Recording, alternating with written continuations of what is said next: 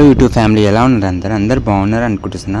మీ అందరికీ ముందుగా దసరా నవరాత్రి శుభాకాంక్షలు అండి. మీరందరూ మంచిగా దసరా నవరాత్రులు చేసుకోవాలని మనస్ఫూర్తిగా కోరుకుంటున్నాను. సో ఈరోజు వీడియో వచ్చేసి మన అమ్మవారికి ఉద్వాసన అంటే విసర్జనం ఎట్లా చేయాలో మీకు చూపిస్తానండి. సో వీడియోని లాస్ట్ వరకు తప్పకుండా చూడండి. ఛానల్లో కొత్త ఉంటే ప్లీజ్ సబ్స్క్రైబ్ చేయండి. అందరికన్నా ముందు డైలీ నిత్య పూజ చేసినట్టు పూజ చేసుకోనండి. చేసిన తర్వాత ఒక చేతిలో పువ్వు, అక్షంతులు, కొంచెం నీళ్ళు తీసుకొని సంకల్పం అన్నట్టు అమ్మవారికి కలశానికి ఏవైతే దేవతలు ఉంటారో వాళ్ళందరికీ క్షమాపణ అడిగి, నాతో ఏమైనా తప్పు అయిపోతే క్షమించమని క్షమాపణ అడిగి మీ యొక్క స్థానానికి మీరు వెళ్ళండి. అమ్మవారిని కైలాసానికి వెళ్ళండి, అది వరుణ్ దేవతలని స్వర్గానికి వెళ్ళండి. మీరు మొక్కుంటూ ఆ వాటర్ని అక్కడ వదిలేయండి. వదిలేసిన తర్వాత వీడియోలో చూపిస్తున్నట్టు ఒక్కొక్క ఐటెంని తీసేయండి. సో ఇక్కడ పూలు అనేది ఎట్టి పరిస్థితిలో కూడా చెత్తలో మాత్రం పడేయొద్దండి. ఈ పూలు మీ ఇంట్లో హుండీలో చెట్లు పెడతారు కదా, చెట్లలో వేసేయండి, కానీ దీన్ని బయట మాత్రం అస్సలు పడేయకండి. మరి ఎందుకంటే 9 రోజులు మనము ఫాస్టింగ్ చేసి ఎన్నో శ్లోకాలు మంత్రాలు చదివి అవన్నీ సిద్ధ అయిపోయి ఉంటాయండి. దాన్ని ఎక్కడ మాత్రం అస్సలు పడేయకండి.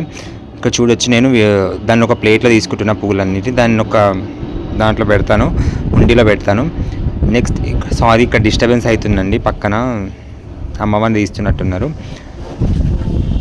తర్వాత వచ్చేసి అమ్మవారు ఏవైతే ఉన్నారో వాళ్ళని ఎక్కడ మీ పూజా రూమ్లో ఎక్కడ స్థానం ఎక్కడుందో అక్కడ తీసేసి పెట్టేయండి. ఇక్కడ వీటిలో ఇది వచ్చేసి కుంకుమ పూజ చేశానండి. కుంకుమని మీరు ఎక్కడైనా యూజ్ చేసుకోవచ్చు, ఎక్కడైనా వెళ్ళడానికి బొట్టు పెట్టుకొని యూజ్ చేయొచ్చు.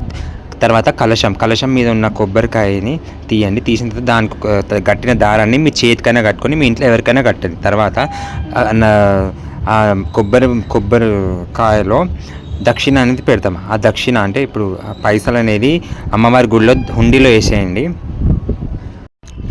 తర్వాత ఇక నారియల్ని మీరు పాలనీటిలో వేయచ్చు, ఇంట్లో పళ్ళగొట్టైనా తినచ్చు, దానికి ఏం ప్రాబ్లం లేదు. ఇక్కడ ఈ బియ్యంని ఇంకా కొంచెం బియ్యం కలుపుకొని మీరు ఏ రోజైనా ప్రసాదం నైవేద్యం చేసుకొని పులిహోర కానీ పరమాన్నం అని చేసుకొని తర్వాత ఈ ఏదైతే మామిడాకులు ఉన్నాయో ఆ కలశంలో నీళ్ళు ఉన్నాయి అన్నీ మీ ఇంట్లో అంటే ప్రతి ఒక్క కోణాలకు ఆ వాటర్ అనేది ఈ వాటర్ అనేది చాలా పవిత్రం అన్నట్టు. వాష్రూమ్లో కాకుండా ప్రతి ఒక్క దగ్గర వాటర్ని చల్లిన తర్వాత దీని లోపల ఏదైతే కాయిన్స్ ఉంటాయో ఆ కాయిన్స్ని మీ దగ్గర పెట్టుకోండి. నెక్స్ట్ దీనిలో మీ పసుపు కొమ్మ వేస్తారు కదా, పసుపు కొమ్మ, ఇంకా గోమటి చక్రాలు, లక్ష్మీ గవ్వలు అవన్నీ మీరు యథాస్థానం మీ దగ్గర పెట్టుకోండి. మళ్ళీ ఎప్పుడైనా పూజకి యూజ్ అవుతుంది అన్నట్టు. మళ్ళీ ఈ వాటర్ ఏదైతే మిగులుతుందో దాన్ని అన్ని చెట్లలో వేయండి, తులసి చెట్లలో మాత్రం అస్సలు వేయకండి కలశం వాటర్.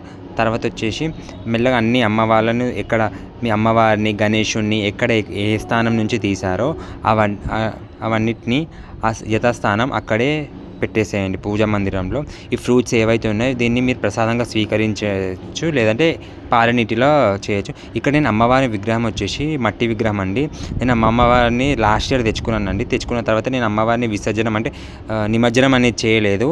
ఎందుకంటే నాకు చేయబుద్ధి కాలేదు. నేను ఆమెను పూజించుకుంటా అండి, నాకు ఇష్టం వచ్చినంత రోజులు పూజించుకొని అప్పుడు నేను తర్వాత నచ్చినప్పుడు విసర్జనం. ఎందుకంటే అంతే, నాకు అమ్మవారు అంటే ప్రేమ, అందుకే నేను తెచ్చుకున్నాను. ఇది వచ్చేసి మా అమ్మది సినోరా అంటారండి. దీంట్లో కుంకుమ ఉంటుంది అన్నట్టు, నుదుటికి ధరిస్తారు కదా, కుంకుమ ఉంటుంది. ఇది చాలా పవిత్రమైన చెక్కతో తయారు చేస్తారు. ఇది వచ్చేసి శృంగార ఐటమ్స్ అండి. దీంట్లో నుంచి మీరు 2-3 ఐటమ్స్ మీ దగ్గర పెట్టుకొని మిగతా అన్ని దానం చేయండి, లేదంటే మీ ఇంట్లో ఎవరైనా పెద్ద మీ యారాలు కానీ మీ ఆడపడుచు ఎవరికైనా ఇచ్చేయండి. ఈ శృంగార ఐటమ్ అనేది అన్నీ మీ ఇష్టం, 5 ఎన్నో మీరు ఒక 2-3 ఐటమ్స్ పెట్టుకొని మిగతా అన్ని దానం చేసి. ఇక్కడ వచ్చి అమ్మవారు అండి. అమ్మవారు చూడండి ఎంత బాగున్నారు కదా, చాలా అంటే చాలా బాగున్నాయి. ఇంత మంచి అమ్మవారిని నేను ఎట్లా విసర్జన చేయాలండి, అంతే నాకు మనసు ఒప్పదండి. అందుకే నేను అమ్మవారిని పెట్టుకున్నా. లాస్ట్ ఇయర్ నుంచి ఈ ఇయర్ కూడా పెట్టుకున్నా. చూడొచ్చు, ఇది వచ్చేసి నవధాన్యాలు అండి. దీంట్లో నుంచి ఒక 2-3 తీసి దాన్ని కట్టేసి మీ ఇంట్లో లాకర్లో ఉన్న మనీ దగ్గర పెట్టి, ఇది చాలా పవర్ఫుల్. అమ్మవారు చూసి అనుగ్రహించింది కాబట్టి ఇంత మంచిగా వచ్చింది. సో మీ వీడియోని నచ్చితే తప్పకుండా లైక్, షేర్ అండ్ సబ్స్క్రైబ్ చేయండి.